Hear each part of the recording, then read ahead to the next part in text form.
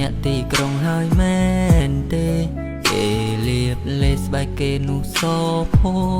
ផងបនដើរគ្នាក្នុងផ្សារទំនើបជាតិមកទាំងថ្លើមក្តុកសុកលេចវត្តមានគេបងអ្នកស្រែស្គាល់ត្រឹមកាហ្វេចិញ្ចើមផ្លូវស្បែកកខ្មៅមិនស៊ីវិល័យមិនត្រូវត្រែនមិនដែលស្គាល់ទេហាងកាហ្វេប្រែនបងឯងគៀនមិនមានសមត្ថភាពទេលេចបងហើយមែនទេលេចបងហើយមែនទេទាំងថ្ងៃត្រង់បនដាគេភ្លើននឹងស្នេហ៍ព្រោះតែអូនស្គាល់អ្នកទីក្រុងបងស៊ូគេមិនបានទេសងសាបងអ្នកស្រែចំការគេលុយហឺហាគេអ្នកក្រុងគេប្រើរបស់ហើយគេចាយតែលុយក្នុងកង់បានប្រានអូនហើយគេបោះបង់គេមិនស្មោះត្រង់នឹងអូនទេ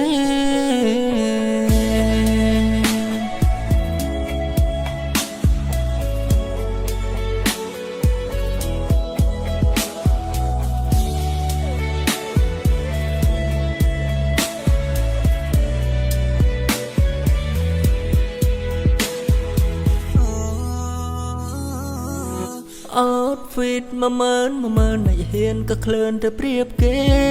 លីអូបងធ្លុះគូតគេវិញពាក់សុទ្ធតែស៊ីគេមានឡានផ្ទាល់ខ្លួនបងជីអាសង120សេសាវ៉ារកគេបើស្មោះស្នេហ៍រកបងស្ទៀវក្រដូចបងបើចាគេមើលចូលគេស៊ីសុទ្ធសាមុនឯបងញ៉ាំតែមីស្រសក់ក្រហមរៀងវាឆិតខោជន់កែងត្រជាចនាងណាយត្រីរបោះចោលយកស៊ីឈរភ្លេចបងហើយមែនទេភ្លេចបងហើយមែនទេ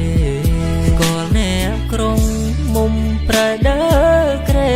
17ប្រូមេឃសំញែងចេញភ្នែក3ភ្លេចបងហើយមែនទេភ្លេចបងហើយមែនទេទាំងថ្ងៃត្រង់បនដាគេភ្លើននឹងស្នេហ៍ព្រោះតែអូនស្គាល់អ្នកទីក្រុង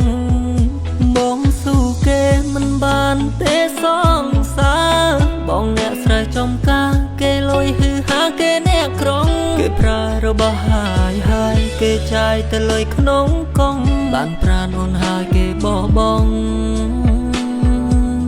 គេមិនស្មោះត្រង់នឹងអូនទេ